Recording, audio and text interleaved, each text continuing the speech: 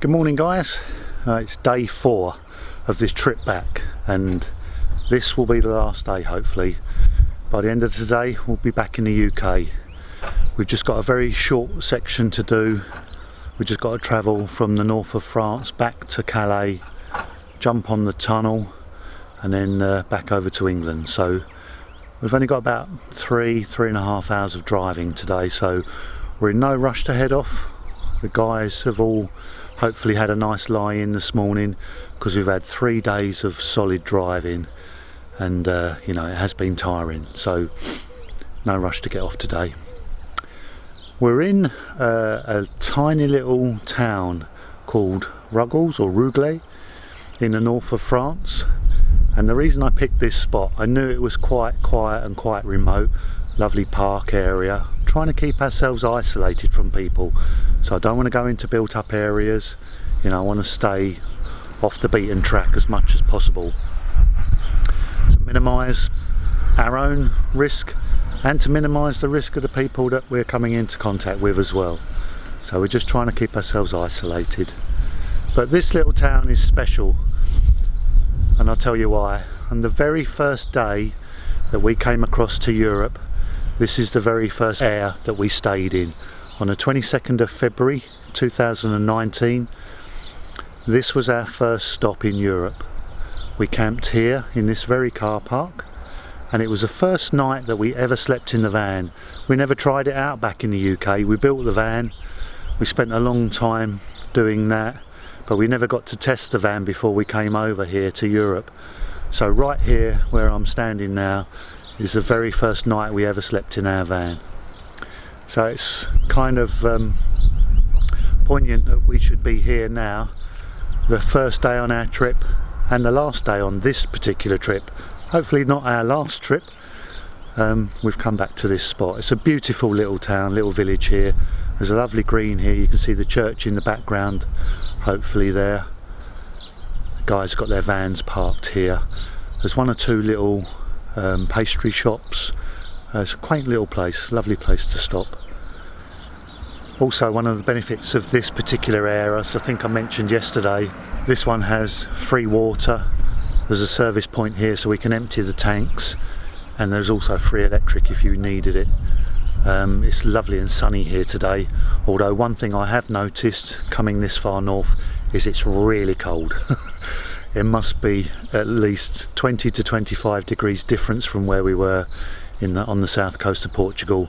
There was actually quite a thick frost here first thing this morning, so I've got the thick cardigan on today.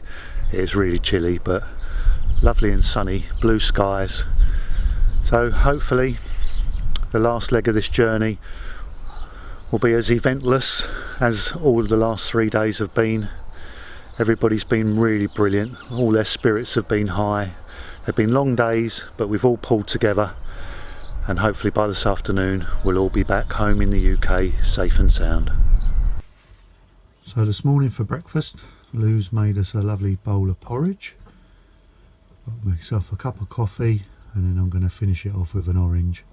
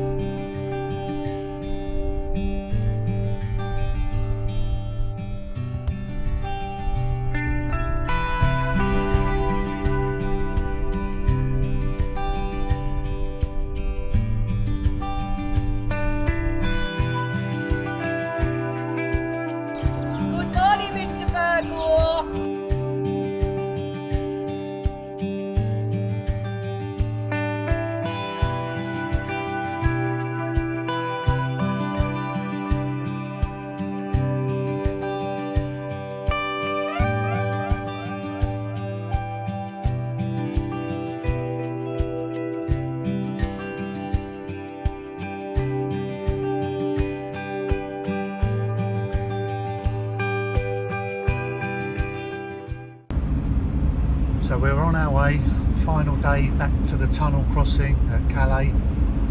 Everybody had a lie in this morning. You know, we've done 3 solid days of some really long distances, so we didn't want to rush today, so everybody had a nice sleep last night, refreshed this morning, something to eat. We've done all the services on all the vans at the air there, so everybody's ready to go. We've only got just over 3 hours to get to the tunnel, so it should be a nice easy drive today. The guys will probably have to, well, definitely check the dogs in first, get all the dog passports sorted out, and then we can get ushered onto the tunnel. Tunnel crossing on the train, I believe, is about 35 minutes, so it's really quick. We can stay in the van. We've already prepared some sandwiches, and we'll have a bite to eat while we're on the train just to pass the time, and before we know it we'll be back in England. Lovely sunny day, beautiful blue skies here, a little bit fresh outside, it is cold but gorgeous sunshine. It's a real shame that we can't spend a bit more time to explore France on this trip, and I've really enjoyed all the places that we've stayed in France. It's a beautiful country, a little bit expensive, the cost of living, but yeah, it's lovely places to come and visit anyway.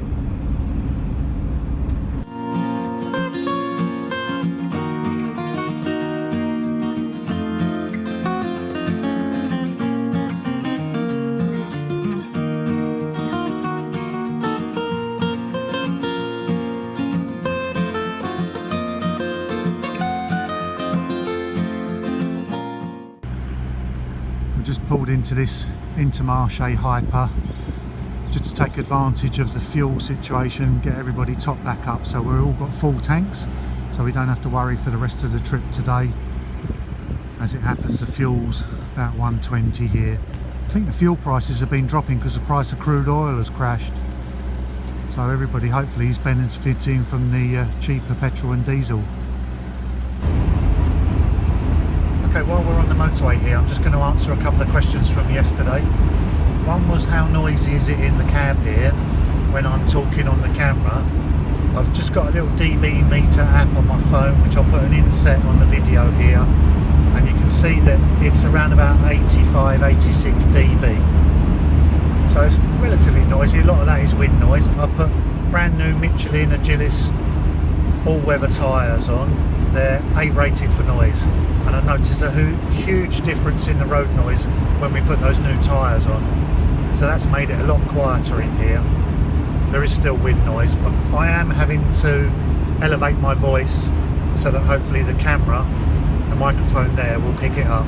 Sometimes we use a little lavalier mic which I just clip on my shirt, and that makes the audio better as well. And then post-production in the video edit, I can reduce the background noise. Some of those frequencies I can take out. And another question was, what speed do we do? What's our average miles an hour or kilometres an hour? And what revs is my van doing? So we travel at 65 miles an hour. I'm doing 2,400 revs. It's 100 kilometres an hour, or just under 65 miles an hour, and I reckon I get just under 30 miles to the gallon at that speed. So if you've got a question that you'd like to ask, leave it in the comment section below. So these are one of the things that I was referring to yesterday that you can use if you can't get hold of masks, because they're in really short supply at the moment. I got these for my cycling and running activities, just to keep my neck warm, stop it getting cold when I'm on the bike, and when I'm on the motorbike as well I use them underneath my crash helmet. So something like this is ideal, and as many of you have said in the comments, it just stops like your spit and saliva and everything going on to other objects or anybody else that's around you. So as much as protecting yourself or offering some protection, it's also helping to protect others. So use something like this, or a scarf, or anything you can when you're out and about outside of your own home. And then when you come home, stick these straight in the wash and make sure you clean them. Just notice when we come up to that last roundabout that I've got a brake light warning come up when I press the brake pedal. So similar to what we did when we started this trip, the driver's side one went out. So let's go and see whether it's the other one. Yes, it was this near side one that was out. It was the driver's side one last time. Have a look back on my previous videos if you want to see how to change these, but I've just swapped that out. Luckily I had a spare in the van. So I just got to give a quick mention to Gareth Parry. We've been reading through all the comments and he's just sent us a cracking comment. It did make me laugh, and that is, what's the best thing about going by Eurotunnel? It'll only take half an hour, of course. Brilliant comment, Gareth. Thanks, mate. As you all know, we're heading back on the Eurotunnel from Calais to Folkestone, and it just got me thinking about things. On our previous trips, we've usually booked the ferry from Newhaven to Dieppe, and one of the things that was in the back of my mind while choosing that route was you just hear stories about the ports at Calais and about illegal immigrants and things like this. There's a lot of scaremongering and people saying watch out in the petrol stations, people will try and get in your van, and you know, and it probably is all just stories and you know, a lot of hype. So I'm going to use the rest of this video to vlog the whole experience of going through the port of Calais onto the Eurotunnel, and if there's anything suspicious going on around us, I'll let you know. But if it all seems absolutely sweet sailing all the way through, I'll also let you know that as well, because all of these things and messages that are going around just aren't helping. They're just not helping the situation. They're just making people scared, and possibly for no reason at all. So let's see how we get on. Right, so just a quickie guys, we're coming right up to the tunnel now. We're literally 4 minutes away from pulling up to the booths and that. Fingers crossed, I'm not expecting anything exciting to happen other than they check our passports and tell us where to get on the train. I'm going to continue to run my dash cam, and then I'll probably use some of the footage off of that.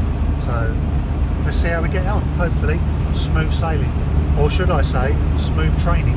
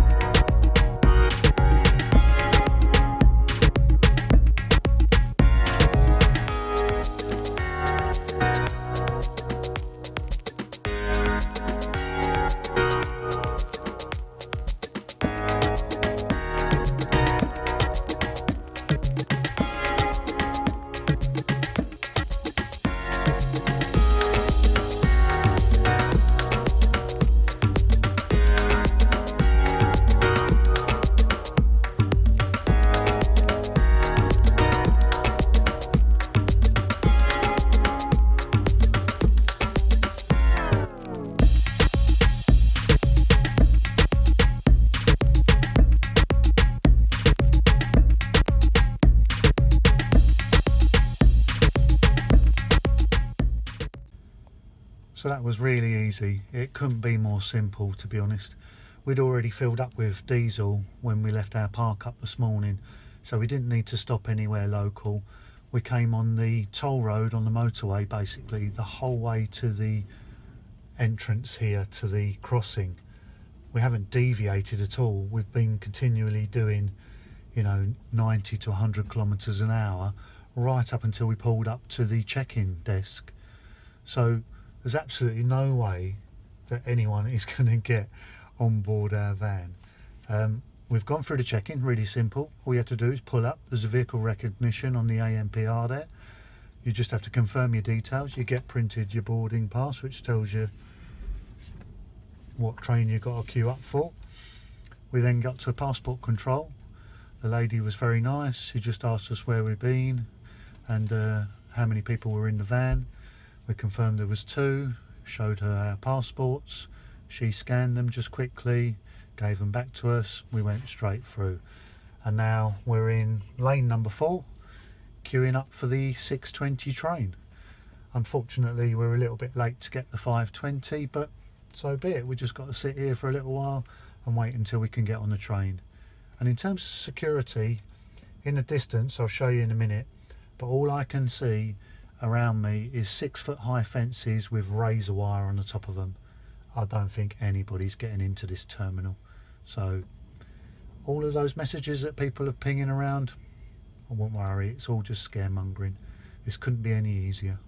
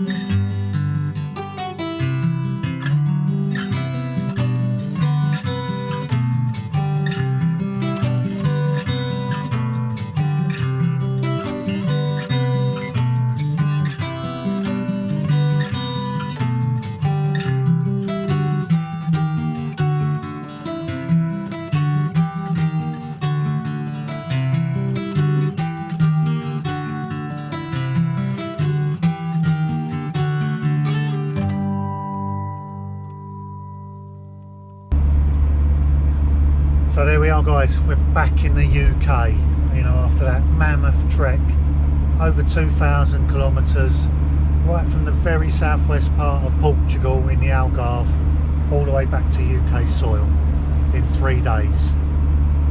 Well, everyone's done an epic job to get back here, to be honest. And that train journey is fantastic. We literally drove off the train, didn't stop, straight onto the motorway. Obviously all the passport control and checks were done on the French side of the crossing. So this side we just literally drove off straight onto the motorway. We're on the M20 now, heading towards London. We're going to find a park up, regroup with everybody, have a bite to eat and then get our head down for the night, I think.